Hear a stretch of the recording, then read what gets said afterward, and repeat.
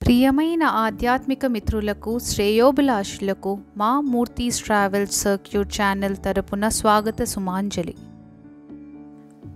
ఈరోజు మేము ఇటీవలే దర్శించుకున్న ఐనవేలి శ్రీ విఘ్నేశ్వర స్వామి దేవాలయానికి సంబంధించిన ముఖ్యమైన ఆధ్యాత్మిక విషయాలు కొన్నింటిని మీతో వర్చువల్గా పంచుకుంటున్నాం.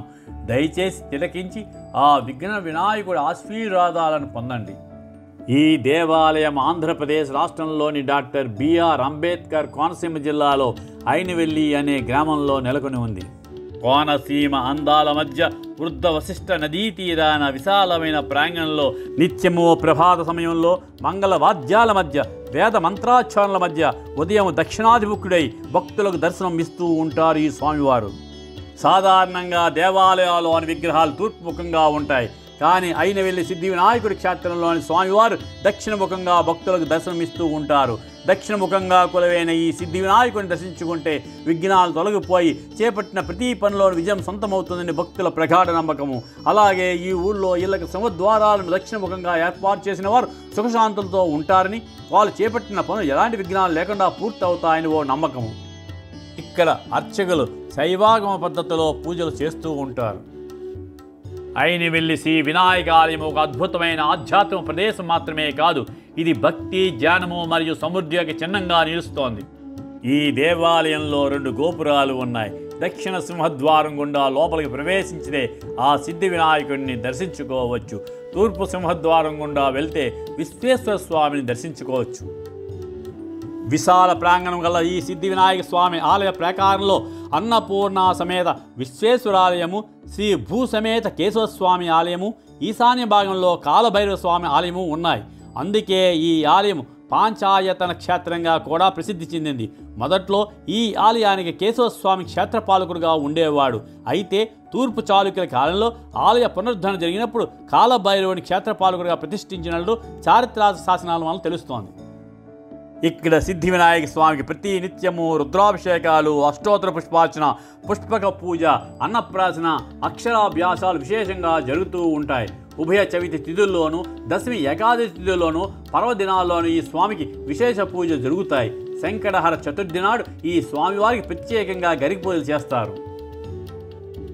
వీటితో పాటు సకల ఈతిబాధ నివారణార్థం శ్రీ మహాలక్ష్మి గణపతి యాగం కూడా చేస్తారు. వినాయక చవితి నవరాత్రి మహోత్సవాలు ఇక్కడ చాలా ఘనంగా జరుగుతాయి. వినాయక చవితి రోజున రకరకాల పండ్ల రసాలతో స్వామివారికి ప్రత్యేక అభిషేకం నిర్వహిస్తారు. ప్రతి సంవత్సరము మాఘశుద్ధ సప్తమి పర్వదినాన దేశంలోని 7 జీవనదులు గంగా, యమున, గోదావరి, సరస్వతి, నర్మదా, సింధు, కావేరి జలాలతో 7 నదీ జలాభిషేకం చేస్తారు. ఈ ప్రాంతంలో దేవాలయాలు ఉండడానికి అనువైన ప్రదేశము వాస్తుశాస్త్ర ప్రకారంగా. దానికి కారణము ఈ ప్రదేశం చుట్టూ నదులు, పర్వత శ్రేణులు కలిసి ఉండడమే దానికి కారణము. ఈ ఆలయంలో స్వయంభూ అంటే స్వీయ లవణ గణపతి ప్రతిష్టను కలిగి ఉంది. ఇది కృతయుగంలో ఒకే రాతి నుండి ఉద్భవించినట్లు చెబుతారు. ఇందుకు సంబంధించిన ఒక కథ చాలా ప్రాచుర్యంలో ఉంది. మహాభారత యుద్ధం ముగిసిన అనంతరము వేదవ్యాస మహర్షి తన శిష్యులను, మునులను వెంటబెట్టుకుని దక్షిణ దేశ యాత్రకు వచ్చిన సందర్భంలో ఈ ప్రాంతంలో కొంతకాలం బస చేశారట. ఈ సందర్భంగా గతంలో అష్టాదశ పురాణాలు, మహాభారతం వంటి వాటిని తాను చెబుతూ ఉండగా లేఖకుడిగా ఉండి వాటిని రాసిన వినాయకుడు వేదవ్యాస మహర్షికి పదే పదే తన మదిలోకి వస్తుండడంతో ఆయన స్వయంగా వినాయకుడిని ప్రతిష్ఠించగా దేవతలు స్వయంగా ఆలయాన్ని నిర్మించి పూజలు చేస్తున్నట్లుగా పురాణాల ద్వారా తెలుస్తోంది. 14వ శతాబ్ద కాలంలో శంకరభట్ సంస్కృతంలో రచించిన శ్రీపాద శ్రీవల్లభ చరిత్ర గ్రంథంలో ఈ క్షేత్ర ప్రస్తావన ఉంది. దీని ప్రకారము క్రీస్తు 1320లో శ్రీపాద వల్లభులు జన్మించినట్లు, వారి తాతగారైన మల్లాది బాపనవదానులు ఐనవెల్లి క్షేత్రంలో స్వర్ణ గణపతి మహాయజ్ఞం జరిపినట్లు తెలుస్తోంది. ఆ సమయంలో చివరి వామంలో హావుతులను అందుకోవడానికి సాక్షాత్ శ్రీ సిద్ధి వినాయకుడే స్వర్ణకాంతులతో వచ్చి అందరికీ దర్శనమిచ్చి దీవించారట. ఇది జరిగిన కొద్ది కాలానికి శ్రీపాద వల్లభులు జన్మించారు. ఆ కాలంలోనే 3 నాస్తికులు ఈ సిద్ధి వినాయకుని అవహేళన చేసిన పాపానికి ప్రతిఫలంగా ఆ 3 మరుజనములో గుడ్డి, మూగ, చెవిటివాళ్ళుగా పుట్టినట్లు, వాళ్ళు కాణిపాక స్థలంలో సేద్యం చేస్తుంటే బావిలో కాణిపాక వినాయకుడు దొరికినట్లు శ్రీపాద వల్లభ చరిత్ర గ్రంథం ద్వారా తెలుస్తోంది. దీన్ని బట్టి కాణిపాక వినాయక క్షేత్రం కంటే ఐనవెల్లి సిద్ధి వినాయక క్షేత్రం ప్రాచీనమైందని తెలుస్తోంది. శ్రీ పంచమి అంటే మాఘశుద్ధ పంచమి మరియు బసంత పంచమి పర్వదినాల్లో ఈ దేవాలయంలో 1,00,000 పెన్నులు శ్రీ వినాయకుడి పాదాల వద్ద ఉంచి తర్వాత వాటన్నింటినీ ఆలయానికి వచ్చే విద్యార్థులకు పంచుతారు. ఆ పెన్నుల కోసం ఎందరో విద్యార్థులు వాళ్ళ తల్లిదండ్రులు విద్యను ప్రసాదించే ఆ ఆది గణపతిని దర్శించుకుని విద్యా ప్రసాదంగా ఆ పెన్నులను స్వీకరిస్తారు. అక్కడి నుంచి తీసుకొచ్చిన పెన్నుతో పరీక్షలు రాస్తే విద్యార్థులు ఉత్తీర్ణత గ్యారంటీ అని చెబుతూ ఉంటారు. తప్పకుండా మంచి మార్కుతో పరీక్షలో ఉత్తీర్ణ సాధిస్తారని భక్తుల ప్రగాఢ విశ్వాసము. ఈ ఆలయంలో ప్రతిరోజు నిత్యాభిషేకములతో పాటు లక్ష్మీ గణపతి హోమం కూడా జరుగుతూ ఉంటుంది. ఈ లక్ష్మీ గణపతి హోమం వలన సకల విజయాలు సిద్ధిస్తాయని భక్తుల ప్రగాఢ విశ్వాసము. ఉదయం 7 గంటల నుంచి 11 గంటల వరకు నిత్యాభిషేకాలు, 11 గంటల నుంచి లక్ష్మీ గణపతి హోమం జరుగుతూ ఉంటాయి.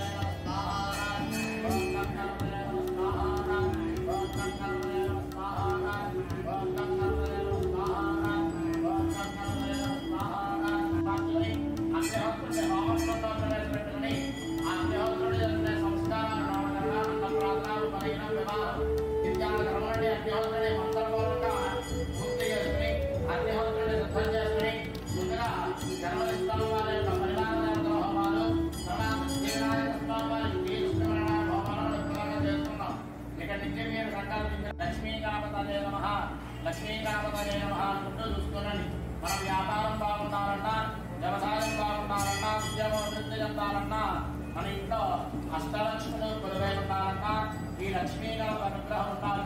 అలాగే శుభానికి లక్ష్మీగణపతి మన ఇంట్లో శుభకార్యాలు ఏదైనా ఆలస్యమవుతుందా ఈ లక్ష్మీగణపతిని ఆరాధిస్తే వెంటనే జరుగుతాయి. మనసులో మీ కోరిక తలుచుకుంటూ ఓం లక్ష్మీ గణపతయే నమః అనుకుంటూ చూసుకోనండి. గణపతి ఇంటికరమైన క్షీరాన్నం అంటే ఆవుపాలు బెల్లంతో చేసిన పదార్థము, అలాగే దామణ పూలు, గులాబీ పూలు హోమం చేసుకుంటా మనసులో ఓం లక్ష్మీ గణపతయే నమః అనుకుంటూ చూసుకోనండి. ధ్యానం ఓం పీదామో రగదే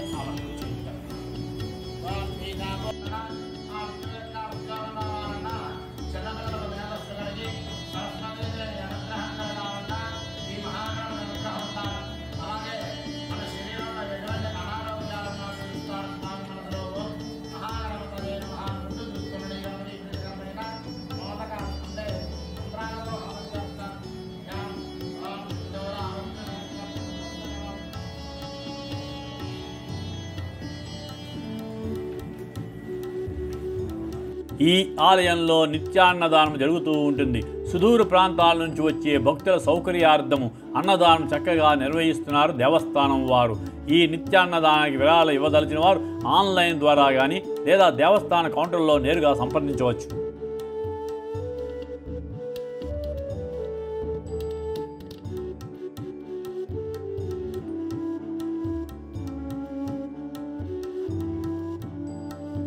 మనకు ఎప్పటి నుంచో తీరని కోరికలు ఉన్నా, ఎన్ని ప్రయత్నములు చేసినా నెరవేరకపోవడము, ఏ పని తలపెట్టినా ముందుకు సాగకపోవడం లాంటి సమస్యలను ఈ అయినవెల్లి సిద్ధి వినాయకుడి గుడికి వెళ్ళి ఒక టెంకాయను సమర్పించుకుని మన తీరని కోరికలను ఆ వినాయకుడికి విన్నవించుకుంటే భక్త వస్తువులైన ఆ స్వామివారే స్వయంగా చూసుకుంటారని భక్తుల ప్రగాఢ విశ్వాసము.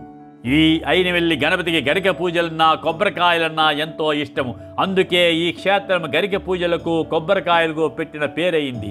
ఏటా ఇక్కడికి వచ్చే భక్తులు తమ ముక్కుల రూపంలో స్వామికి సమర్పించే కొబ్బరికాయల సంఖ్య దాదాపు 20 లక్షలు దాటి ఉందంటే నమ్మక బుద్ధి కాదు.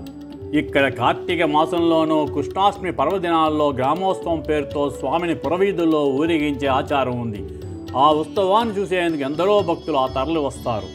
దర్శన సమయాలు ఉదయం 5 గంటల నుంచి మధ్యాహ్నం 1 గంట వరకు, మధ్యాహ్నం 3:30 నుంచి రాత్రి 8 గంటల వరకు. అయినవెల్లి సిద్ధి వినాయక ఆలయంలో ప్రత్యక్షంగా అకామిడేషను రూమ్స్ అందుబాటులో లేవు.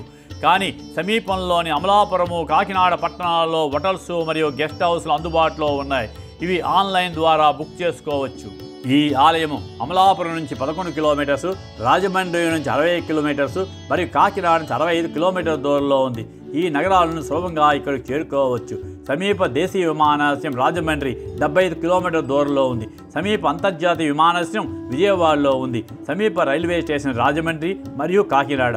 కాకినాడ మరియు రాజమండ్రి నుంచి అనేక బస్సులు మరియు ప్రైవేట్ ట్యాక్సీలు అందుబాటులో ఉన్నాయి. అంతేకాదు కాకినాడ నుంచి కోటిపల్లి చేరుకుని అక్కడి నుంచి పడవ ప్రయాణం ద్వారా కోటిపల్లి రేవు దాటి ఈ క్షేత్రాన్ని సులభంగా చేరుకోవచ్చు.